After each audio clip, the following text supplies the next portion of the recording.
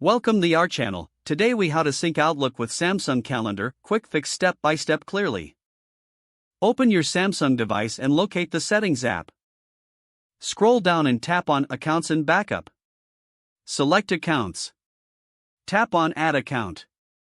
Choose Exchange or Outlook, depending on your version. Enter your email address and password. Follow the prompts to allow necessary permissions. Once your account is added, go back to the Accounts section. Select your Outlook account from the list. Tap on Sync Account. Ensure that Calendar is toggled on for syncing. Open the Calendar app on your Samsung device. Tap on the three horizontal lines in the top left corner. From the menu, select Manage Calendars. Check that your Outlook calendar is listed and toggled on. If it's not listed, go back to Settings and select Accounts. Choose your Outlook account again and tap on Sync Now.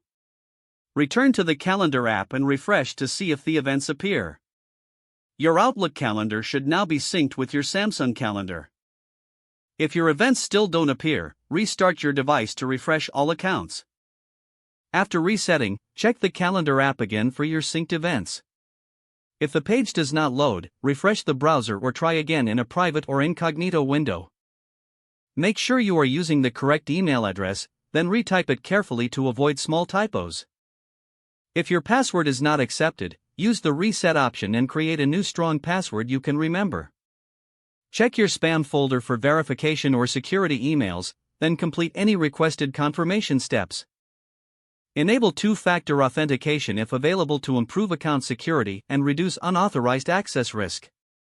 After signing in, review your profile details so your contact information and settings are accurate and current. If you see an error message, note it down and try again after restarting your device and internet connection. Log out when you finish, especially on shared devices, to keep your account and payment information secure. If the page does not load, refresh the browser or try again in a private or incognito window.